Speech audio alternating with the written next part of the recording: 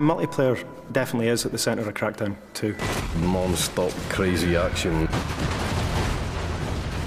It's a very physical game. You can ram people out of the way and it flips them up and they spin off into the sky. With plenty explosions, just general awesome action all around. Picking up vehicles, throwing them across the road. A multitude of weapons at your disposal. If you can break it off, you can use it and you can hit people with it. It can just cause complete devastation. We just thought, right, well, let's go all out. Let's give them as much as we possibly can. In order to make things clean, you destroy everything. You know, fire cleans all. Episode 1, Fun with Friends. A lot of people love the fact that you can have this open world environment and mess around with your mates. We've doubled the amount of players for co-op. We've turned it up to 4-player co-op, 4 times the people, 4 times the fun, basically. There's so many things to do in the city, it's pretty remarkable that we've managed to fit that in. We have to make all of those missions support 4 players. And not only that, we have to make sure that those missions are supported for 4 players playing 4 different missions scattered around the world of Pacific City.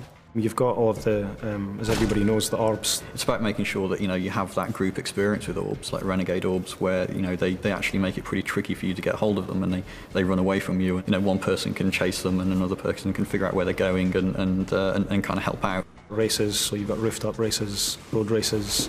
You've got all the achievements in the game as well, and there are a bunch of stats that we track that also go on leaderboards.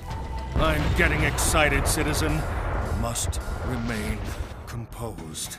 One thing we're pretty proud of is that you can then seamlessly go from your campaign game into your multiplayer game. There was a few times when you'd be playing the game and somebody would enter your game when you were testing and you didn't actually know they were in, and then suddenly this rocket would come from the side and there's one of the guys who's just joined your game and started blowing everything up. If friends come home from school or work or whatever, they just jump straight into your game. The player can come at a problem from 4 different sides and just defeat it that much faster. We've added turreted weapons to all of the vehicles as well. Nominate one guy to drive, he jumps in, 3 of you jump in the back of the vehicle, one of you might have a rocket, another guy a heavy machine gun. You can just be a 100-mile-an-hour killing machine soaring through the city.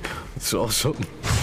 It's really down to the player to try and figure out tactics and strategies to use co-op gameplay. You can decide to ignore any direction you've been given and just mess around, do what you like. And we've added in the 16-player PvP. We support up to 16 people in the online game, and that's varying on different game types. At the moment we've got 3 different game modes: Deathmatch, Team Deathmatch and Rocket Tag. Rocket Tag's a little bit different. Basically, you've got to carry the orb for as long as possible, and the longer you carry it, the more points you score. Everybody's chasing one guy, rather than it being kind of everybody against everybody. It's a lot more over the top than what's around at the moment. We want people to play it as long as possible and really create, you know, a community for Crackdown. What I describe as one way of playing the game, someone else is going to say, oh, I'm not sure about that, but will have a completely different and brilliant experience than somewhere else in the game. So I mean, there's so many different aspects, and we've tried to cram a lot in Crackdown 2 and just hope that you guys enjoy it. Brace yourself, man. It's going to be a wild ride.